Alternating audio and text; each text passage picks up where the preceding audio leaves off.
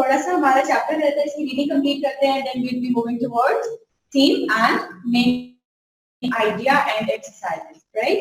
So yesterday we discussed Norma plans to push the button unit, right?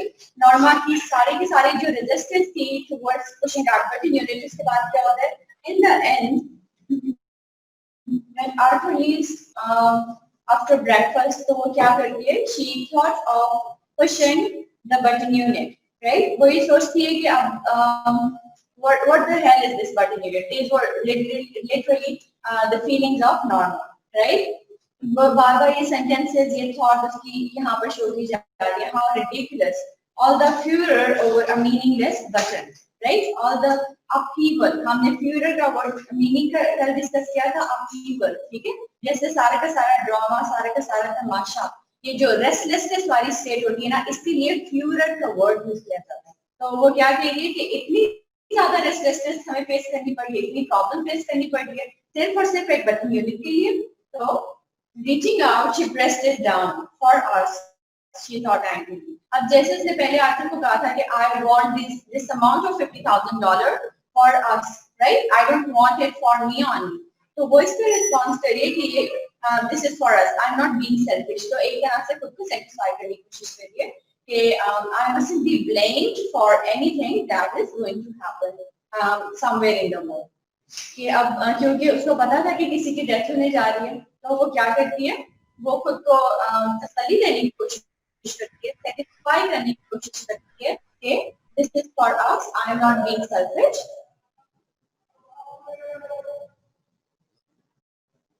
She shuddered. What is happening? Was it happening? A chill of horror swept across her. अब हम इस scene से start कर रहे हैं जहां पर वो बटन यूनिट को प्रेस करती है. ये लाइन नंबर है हमारे पास 13. She shuddered. Was it happening? Line number 13. She shuddered. Was it happening? A chill of horror swept across her. अब जैसे gut feeling होती है ना, तो same is the situation that she is facing. Same is happening to her. कि उसको actually तो नहीं पता कि Arthur is going to die or whosoever is going to die. She is totally unaware of that fact, right? उसको बिल्कुल भी नहीं पता कि death किसकी हो रही है, पर एक sixth feeling थी, sixth sense थी, एक gut feeling थी, तो उसकी वजह से she shuddered. Shuddered का word हमने कल discuss किया था, shiver, right? To shiver. Was it happening? A chill of horror swept across her. A chill of horror, terror was across her. She was shivering. In a moment, it had passed. अच्छा, फिर वो क्या होता है? वो next moment में ही वो जो सारे के सारी frightened और horrified feelings होती हैं, वो खत्म हो जाती हैं. She made a contemptuous noise. Contemptuous means scornful, weird, ठीक है? Ridiculous, something that is condemnable, right? Ridiculous, she thought. To get so worked up over nothing, to be worried about nothing. Worked up means to be worried about nothing. She threw the button unit down and key into the waste basket and hurried to dress for work. अब क्या कर रही है? उसने button unit को तो press कर दिया. नेक्स्ट स्टेप क्या है जिस पे वो जो एक्शन परफॉर्म कर रही है वो ये है कि बटन यूनिट को और डोम को, की को, सब चीजों को वो वेस्ट बास्केट में फेंक देती है और वो अब अपने ऑफिस के लिए, अपने वर्क प्लेस पर जाने के लिए रेडी होने लगती है. इतने में क्या होता है? She had just turned over the supper seats when the telephone rang. अच्छा, सफर के टाइम का आइडिया कर लें कि पहले वाला जो सीन था वो ब्रेकफास्ट था, उसके बाद अब वाला जो सीन स्टार्ट हो रहा है ये सफर से स्टार्ट हो रहा है. सफर means a meal that is between lunch and dinner, right? Sort of you can say evening tea.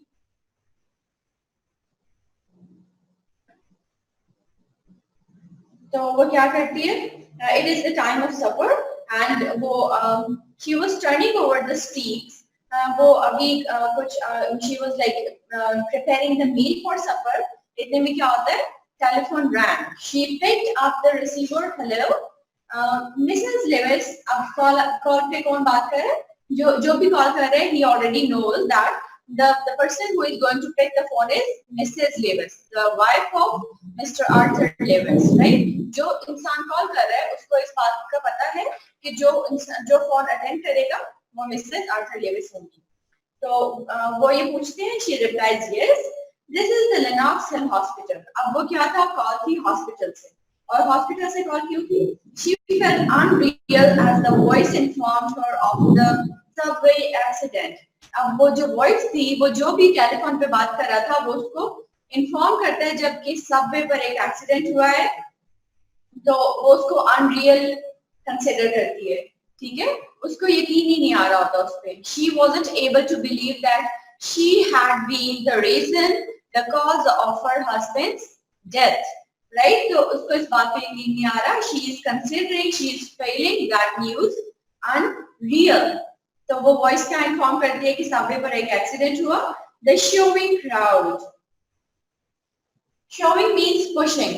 जैसे आप कभी क्राउडी एरिया से गुजर रहे होते हैं जहां पर बहुत ज्यादा लोग होते हैं, तो वहां पर वो सब लोग जो होते हैं वो एक दूसरे को पुश कर रहे होते हैं ना, तो same was the situation in which Arthur was.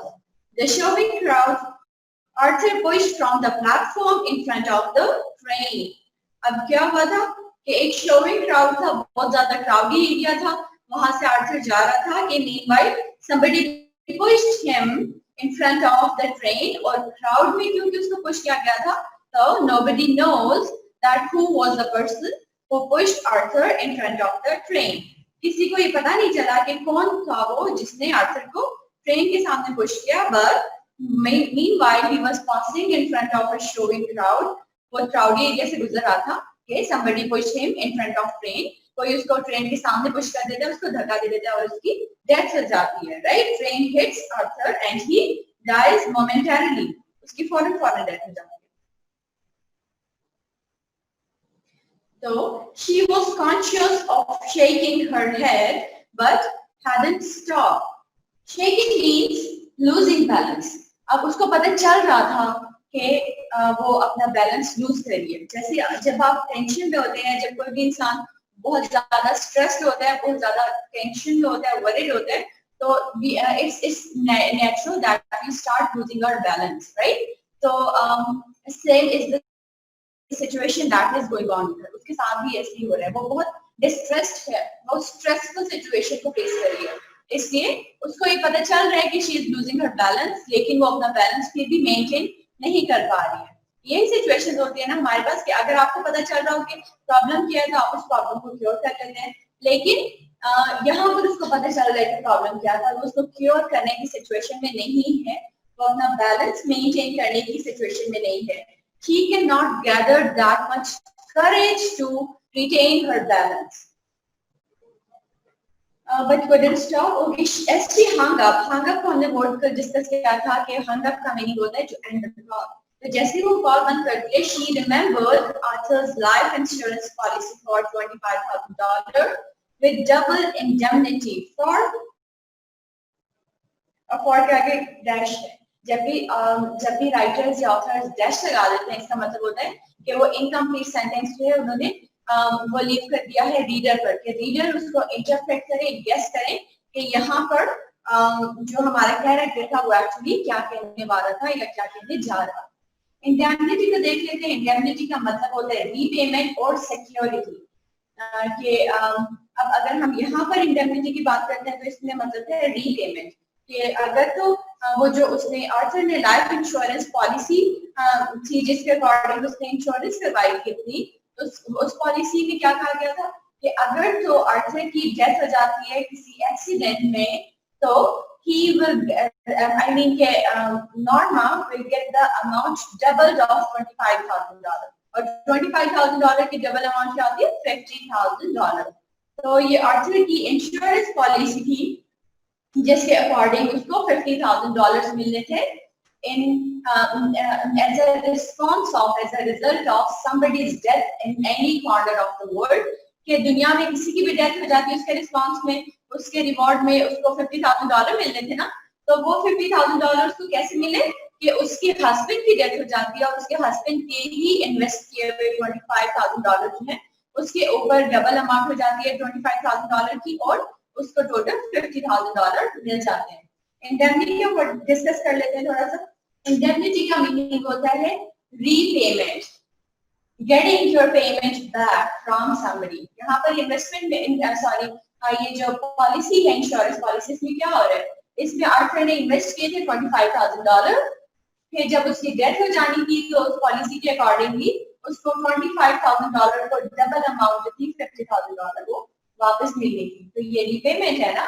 और इंडेमनिटी का मीनिंग सिक्योरिटी भी होता है। अगर हम इस टर्म में देखें रीपेमेंट की टर्म्स में, तब भी सिक्योरिटी का मीनिंग जस्टिफाइड है कि ये फाइनेंशियल सिक्योरिटी प्रोवाइड करेगी इन्वेस्टमेंट या इंडेमनिटी जो है किसको, नॉर्मा को, after the death of Arthur Lewis, right. कि जब आर्थर लुइस की डेथ हो जाएगी उसके बाद ये जो इंडेमनिटी है ये सिक्योरिटी, फाइनेंशियल सिक्योरिटी प्रोवाइड करेगी नॉर्मा को। तो ये मीनिंग आ रहा है इंडेमनिटी में। अगर आप इस पॉलिटिकल सेंस में भी देखें, कभी कभी अगर आप लोगों ने कभी भी ये वर्ड सुना हो तो आप लोग थोड़ा सा आइडिया कर सकते हैं कि जो इंडेमनिटी वर्ड है हम इसको हिस्ट्री में देखते हैं general Yahya Khan, sorry general Ayub Khan के साथ देखते हैं, ठीक है। और उसके बाद हम इसको जनरल परवेज मुशर्रफ के साथ भी देखते हैं। तो वहां पर भी इंडेमनिटी का मीनिंग था सिक्योरिटी के, उन्होंने खुद को इंडेमनिटी दे दी थी, सिक्योरिटी प्रोवाइड कर दी थी, और इस तरह से वो कोई भी एक्शन परफॉर्म करते तो उसके लिए उनको कोई कोर्ट नहीं बुला सकती थी आंसरिंग के लिए, राइट। उनको अकाउंटेबिलिटी नहीं हो सकती थी, कोई उनकी अकाउंटेबिलिटी नहीं कर सकता था। तो ये भी सिक्योरिटी थी ना। तो आपने ये वर्ड जो है इंडेमनिटी से याद रखिए, इसका मतलब यहाँ पर रीपेमेंट है और सिक्योरिटी भी है। अगर पेपर में आता है तो दोनों में से जो ऑप्शन आ गया उसको आपने करेक्ट कंसीडर करना है, और अगर रीपेमेंट और सिक्योरिटी दोनों होते हैं तो प्रेफर करें कि रीपेमेंट को कंसीडर किया जाए कि आपकी टेक्स्ट भी सही बोल रहा है। No, she couldn't seem to breathe. She struggled. अच्छा, BREATH वर्ड जो है breath और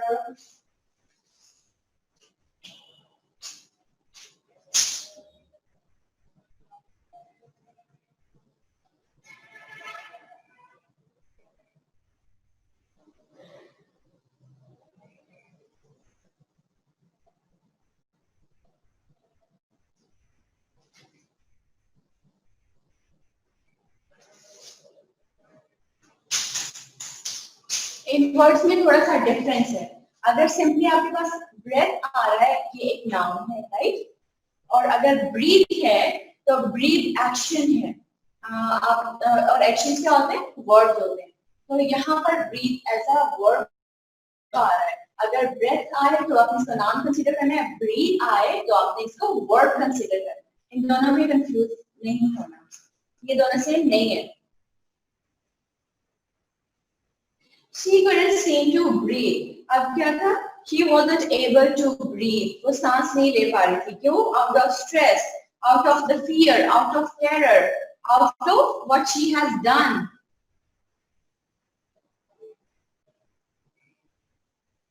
She struggled to her feet and walked into the kitchen numbly. Numbly means lack of any sensations or feelings.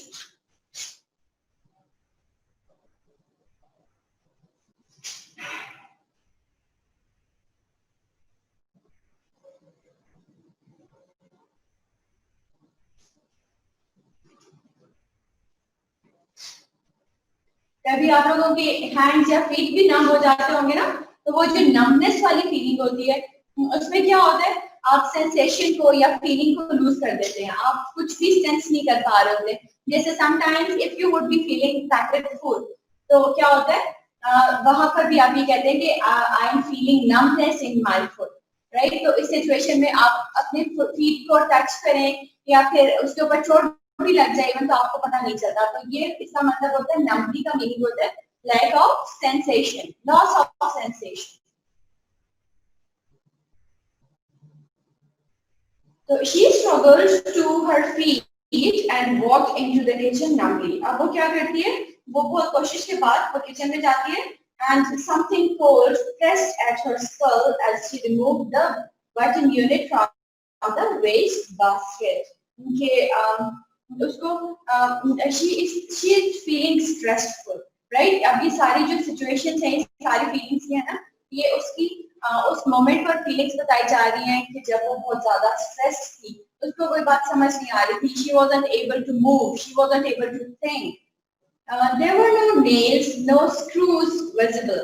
अब उसको बहुत ज्यादा fear, afraid तब feel होता है, fearful और frightened तब फील होता है, वो बहुत weird तब फील करती है जब वो बटन यूनिट को वेस्ट बास्केट में से बाहर निकालती है और उसको देखती है. इसका मतलब पहले earlier she didn't even bother to look at the button unit. उसने उसको अच्छे तरीके से देखा भी नहीं था. पर अब क्या होता है? There were no nails, no screws visible. अब वो जो बटन यूनिट था उसमें कोई नेल्स, कोई स्क्रूज नहीं लगे हुए थे, कुछ भी नजर नहीं आ रहा था. She couldn't see how it was put together.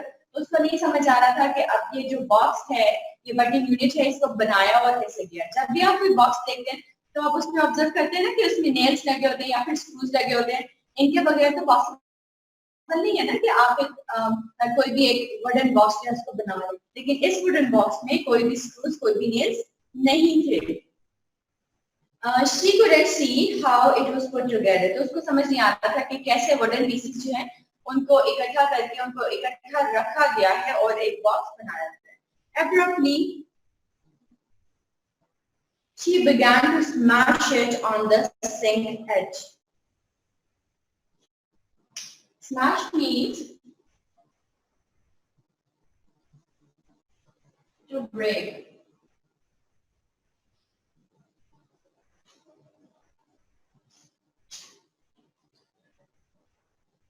तो वो क्या करती है? अगेंस्ट दिस सिंक उसको बार बार स्मैश करी होती है, उसको हिट करी होती है ताकि वो टूट जाए. और pounding it harder and harder until the wood split. Pounding means to throwing it against the sink, right? जैसे गुस्से से और जोर जोर से जब उसको बार बार पुश करी थी, उसको हिट करी थी, तो वो हर दफा पहले से ज्यादा जोर से हिट करी थी until the wood split. Split means to break into pieces. Right. तो अब काफी कोशिश करने के बाद जो वुडन बॉक्स था वो टूट जाता है, वो स्प्लिट हो जाता है into pieces. And what happens? She pulled the sides apart, cutting her fingers without noticing. अब उसको ये भी फील नहीं हो रहा कि उसके फिंगर्स जो हैं they are being cut, right? उसको बिल्कुल भी कुछ फील नहीं हो रहा. The only thing she is feeling is anxiety, is depression, is fright, is a fear, right? Is terror.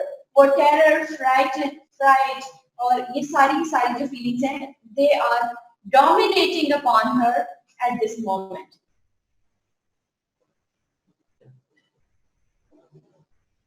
She couldn't see how it. जब वो बटन यूनिट को उनकी जो ब्रोकन साइड्स थी उनको सेपरेट करती है ना, तो वो क्या देखती है? There were no transistors in the box, no wires or tube. Transistors क्या होते हैं? They are electronic devices. कभी आप कोई भी इलेक्ट्रॉनिक डिवाइसेस अगर आप कभी ओपन करने की कोशिश करो तो उसमें छोटे छोटे से सर्किट्स लगे होते हैं, राइट? उनको हम ट्रांजिस्टर्स बोलते हैं. उनकी वजह से एक्चुअली आपके इलेक्ट्रॉनिक डिवाइसेस जो है वो काम कर रहे होते हैं. अगर आपकी जैसे कोई गेम्स होती हैं, आपने उनको कभी ओपन किया हो, या कोई भी इलेक्ट्रॉनिक डिवाइसेस, कोई छोटा सा माइनर सा डिवाइस भी अगर ओपन किया हो ना, तो उसके अंदर ट्रांजिस्टर्स लाजमी लगे होते हैं. लेकिन इस बॉक्स का क्या केस था? इस बॉक्स में कोई ट्रांजिस्टर्स नहीं थे, कोई वायर्स नहीं थी, कोई ट्यूब्स नहीं थी. इसका मतलब कि ये गैजेट जो था ये हॉलो था फ्रॉम इनसाइड. ये सिर्फ अपेरेंटली एक गैजेट की तरह दिखता था, ना इसमें कोई बेल थी, ना कोई इलेक्ट्रॉनिक सर्किट्स थे जिसकी कनेक्टिविटी होती उस बेल के साथ, right? So the box was empty. She whirled with a gasp at the telephone rang. Whirl means to turn rapidly. ठीक है, वो जल्दी से मुड़ती है जैसे ही टेलीफोन रिंग होता है, तो वो जल्दी से उसकी तरफ टर्न करती है. Stumbling into the living room, she picked up the receiver. Stumbling क्या होता है? When you are walking unstably, we say that it is stumbling, right? जो अनस्टेबल वे में जब वॉक कर रहे होते हैं, लड़खड़ाना जिसको उर्दू में बोलते हैं, राइट? तो it means stumble in English. So she was stumbling into the living room. She picked up the receiver. वो फोन उठा दिया तो क्या? Mrs. Lewis, Mr. Stewart asked. अब ये आवाज किसकी होती है? Mr. Stewart की. और वो पूछ होता है Mrs. Lewis. Okay, it wasn't her voice shrieking, so it couldn't be. अब वो इतना ज्यादा स्क्रीमिंग वे में, शाउटिंग वे में बात कर रही है, उसकी वॉइस इतनी शार्प है, जैसे शी वाज क्राइंग ना, शी वाज अंडर स्ट्रेस, तो वो जो स्ट्रेस में वो जो फीलिंग ऑफ गिल्ट थी, उसकी फीलिंग ऑफ स्ट्रेस थी, और उसके साथ टेरर और फ्राइट की भी जो फीलिंग थी, उन सब का मिक्सचर कैसे होता है, उसकी जो वॉइस होती है वो स्क्रीमिंग होती है, she was literally shouting, right, she was screaming. And what she said, you said it wouldn't, I wouldn't know the person, the one that died. अब वो क्या कह रही है, उसकी बात को रिपीट करिए कि आपने मुझे कहा था कि मैं उस इंसान को नहीं जानती हूँ कि जिसकी डेथ हुई. तो मिस्टर स्टीवर्ट क्या रिप्लाई करते हैं, my dear lady, do you really think you knew your husband.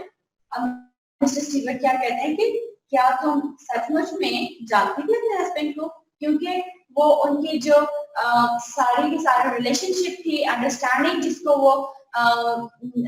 Assume करते थे या पोर्ट्रे करते थे, दिखाते थे, वो उसको क्वेश्चन मार्क बना देते हैं. कैसे?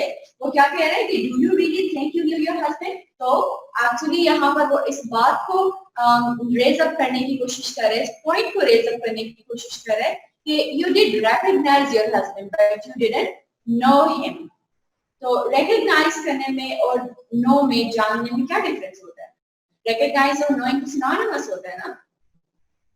Well, actually, recognition is something physical.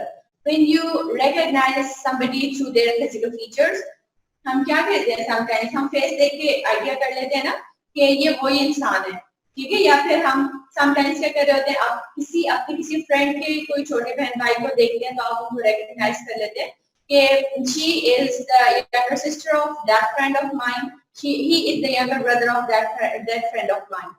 तो इसको हम बोलते हैं रिकॉग्नाइज करना, टू रिकॉग्नाइज, रिकॉग्निशन, पहचानना, ठीक है. रिकॉग्नाइज करने का उर्दू में मतलब होता है पहचानना, और नो का मतलब होता है जानना. तो जानने में और पहचानने में थोड़ा सा डिफरेंस होता है. This is what actually Mr Stewart wanted Norma to realize. वो क्या कहना चाह, और इसी बात का उन्होंने फायदा भी उठाया था ना. उन्होंने यही सोचा कि नॉर्मा जो है, she actually knows, she actually recognizes her husband but doesn't know her husband, right? So this was the point that's benefit Mr. Stewart took, and he exploited this thing, और वो इस बात का फायदा उठाते हुए आर्थर की डेथ कॉज करते हैं, राइट. आर्थर को का मर्डर कर देते हैं, और उसको जस्टिफिकेशन क्या देते हैं कि you actually didn't recognize, you actually didn't know your husband, you only recognized him.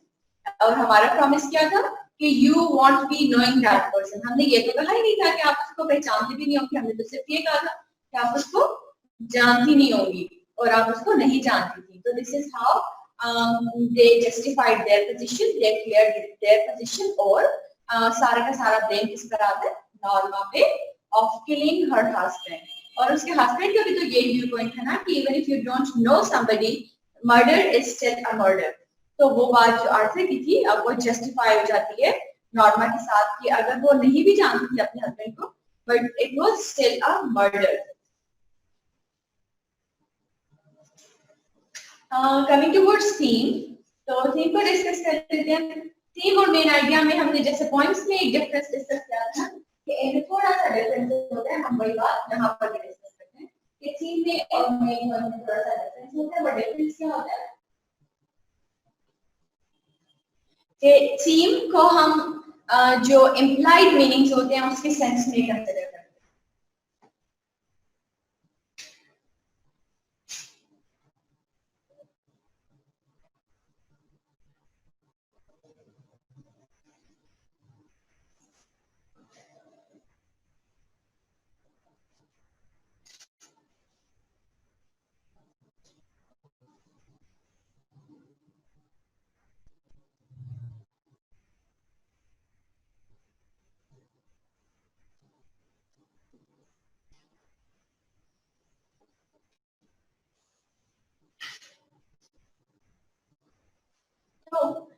जब हम थीम की बात करते हैं, इसमें हमने इम्प्लाइड मीनिंग को डिस्कस करना है। राइटर ने जो स्टोरी है उसमें कॉन्सेप्ट क्या देना था, ठीक है, इम्प्लाइड मीनिंग्स क्या देने थे, जो हिडन मीनिंग्स हैं वो क्या देने थे। तो हम पहले थीम को डिस्कस करते हैं। Living with someone never means knowing them, recognizing someone, recognizing the word दूसरे लेते हैं।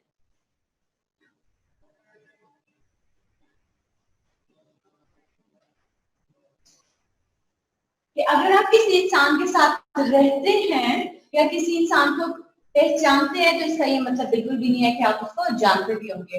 किसी इंसान को जानने के लिए और उसको पहचानने में फर्क होता है। दिस इज व्हाट हैपेंड ना कि मिस्टर स्टीवर्ट ने कहा था कि आप उस इंसान को जानते नहीं होंगी जिसकी डेथ को आप कॉज करेंगे, जिसकी डेथ की वजह बनेगी आप, लेकिन पहचान सकती थी वो, राइट। और इस बात को उन्होंने फोकस नहीं किया।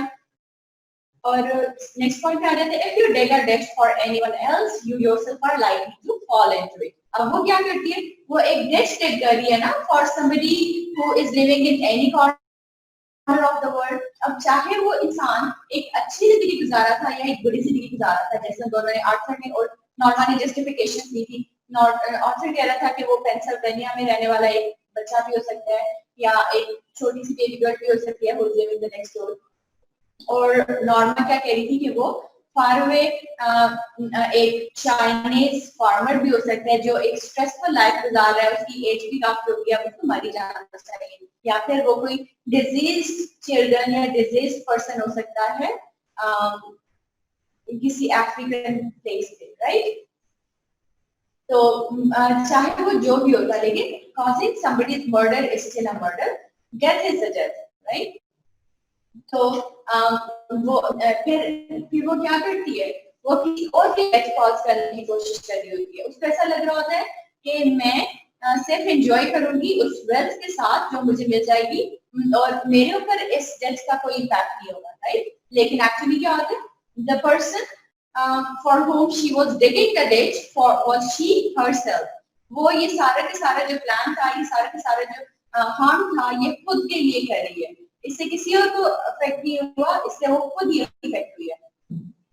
Murder of somebody unknown to one is still a murder. This is what author believes। कि किसी एक इंसान का मर्डर भी हो जाए, चाहे हम उसको जानते हो या ना जानते हो, लेकिन मर्डर तो मर्डर होता है, राइट। तो और जो बात अनएथिकल है, जो बात इमोरल है, वो इमोरल ही है। मैं ये नहीं कह सकता कि अगर मैं उस इंसान को नहीं जानता जिसका मर्डर हुआ है तो इसका मतलब उसका मर्डर हो जाना चाहिए था, ऐसे तो नहीं होता ना। तो this is all about the theme। Coming towards the main idea, surface or literal meanings are something that we discuss in main idea। main idea में most of the times हम क्या बात डिस्कस करते हैं, हम जो surface मीनिंग होते हैं, लिटिल मीनिंग होते हैं, जो प्लॉट होता है, जो स्टोरी होती है, उसको शॉर्टली डिस्कस कर देते हैं। तो मेन आइडिया क्या है इस स्टोरी का कि Mr and Mrs Arthur Lewis were living a moderate and middle class life। They were given a temptation of $50,000 at the cost of life of somebody unknown to them। उनको एक temptation दी जाती है। Temptation क्या होती है, कोई भी attractive किस्म की ऑफर, राइट। तो उनको टेम्पटेशन दी जा रही थी कि अगर वो किसी की डेथ को कॉज कर देते हैं, किसी की मौत की वजह बन जाते हैं, तो उनको रिवॉर्ड क्या दिया जाएगा, $50,000 की अमाउंट रिवॉर्ड दी जाएगी। और नेक्स्ट मेन आइडिया क्या आ रहा है, greed and lack of patience. ये हमें किसकी पर्सनालिटी में नजर आती है, नॉर्मा की पर्सनालिटी में नजर आती है। She wanted to value in wealth, right. तो हम ग्रीड और लैक ऑफ पेशेंस देखते हैं। जैसे हमको ऑथर का डायलॉग है ना, आप उसको भी यहाँ पर कोट कर सकते हैं। जब भी आप पेपर में मेन आइडिया लिख रहे होंगे, आप टेक्स्ट में से रेफरेंसेस को कोट कर सकते हैं, कैरेक्टर्स के डायलॉग्स को कोट कर सकते हैं। जो राइटर ने कोई बात या कोई वर्ड या फ्रेज लिखा है, आपको रेलेवेंट लग रहा है, आप उसको भी इन्वर्टेड कॉमास में रख के कोट कर सकते हैं। तो greed and lack of patience, यहाँ पर हम वो बात कोट कर सकते हैं, वो इंसिडेंट जब आर्थर कह रहा था कि we will have all this Norma and she replies when, again she says when, उसने दो दफा कहा था व्हेन। तो इसका मतलब कि वो लैक ऑफ पेशेंस शो करेगी। Norma caused the death of her own husband whom she recognized but didn't know। तो मेन आइडिया फिर एंटर क्या होता है कि वो टेम्पटेशंस से टेम्प्ट हो जाती है, टेम्पटेशंस जो थी वो सक्सेसफुल रह जाती है, and she remains unable to take over her desires. उसके जो desires थे, उसके जो dreams थे जिनको fulfill करना चाह रही थी, वो उसकी जो conscience होती है, उसका जो ज़मीर होता है, उसको take over कर लेते हैं, उसके और उनके ऊपर dominate हो जाते हैं. हम ये देखते हैं ना कि अगर तो desires, एक famous quotation भी जैसे कि अगर desires dominate हो जाते हैं तो इंसान जो है he becomes a devil, और अगर conscience, अगर ज़मीर जो है वो dominating होता है तो a person becomes an angel. तो इस केस में क्या होता है, उसके जो desires थे वो dominate हो जाते हैं, उसकी conscience, उसका ज़मीर जो होता है उसके ऊपर उसके desires dominate हो जाते हैं और वो बटन को प्रेस कर देती है और as a result she causes death of her own husband.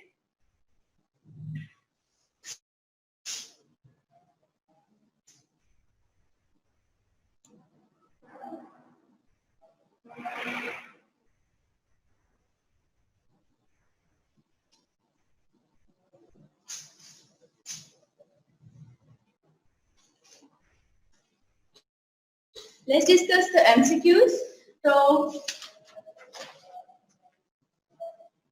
MCQs में हम क्या देखते हैं, where did Norma put the lamb chops? तो उसने कहाँ रखी थी? In the broiler. इसका correct option है B. Akash Ahmed, have you got some question? You can unmute yourself and ask your question.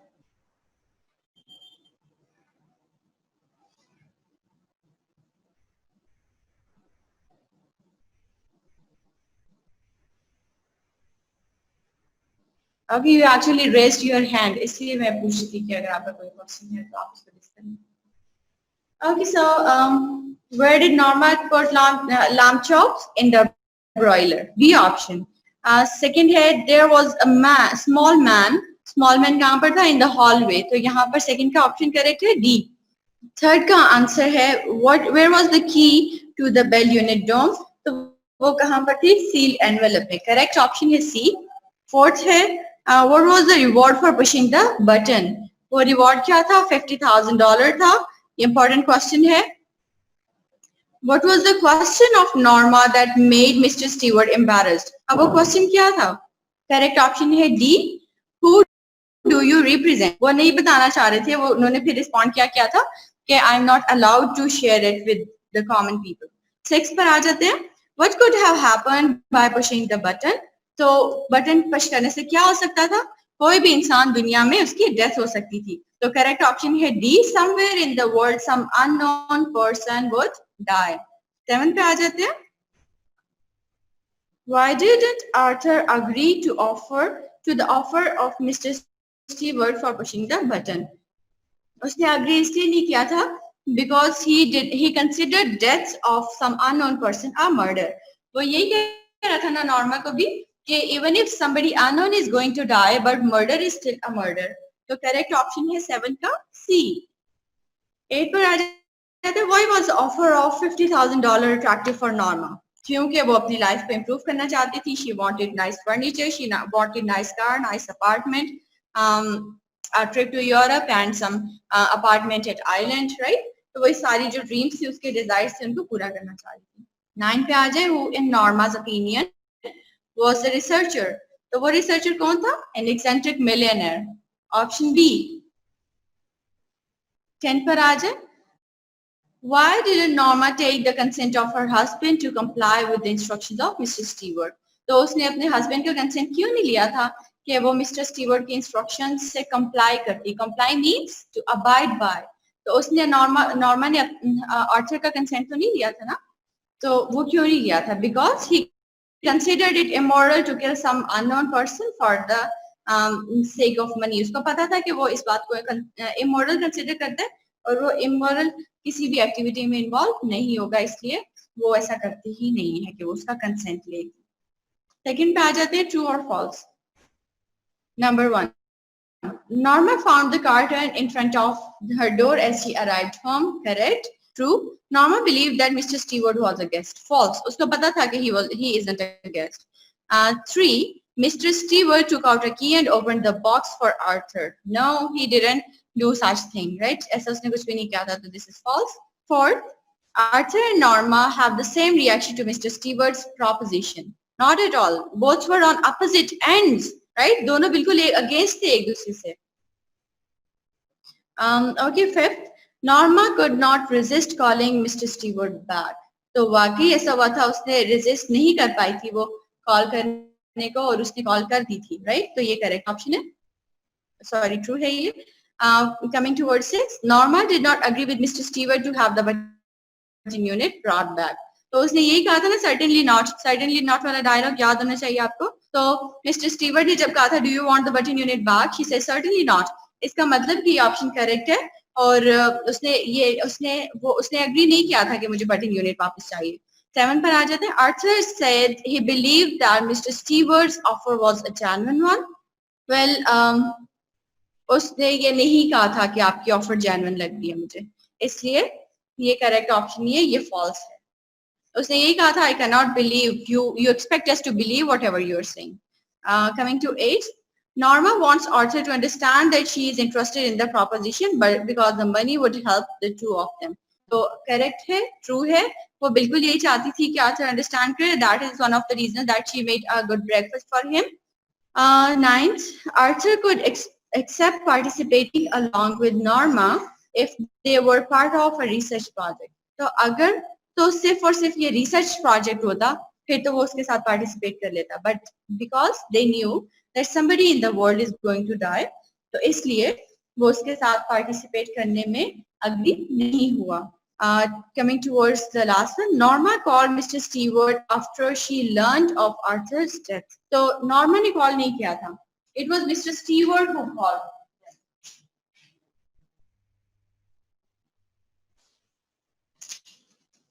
It was Mr. Stewart who called Norma. तो इसलिए ये ऑप्शन जो है ये फॉल्स है. अच्छा, आप लोगों का होमवर्क क्या है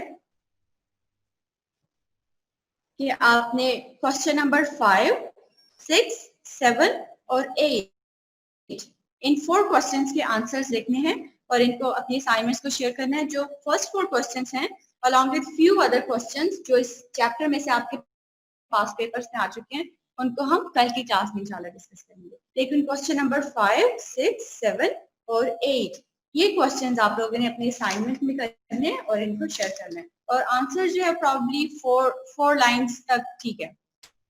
So let's end up our class here. If you're having any questions, you can ask them.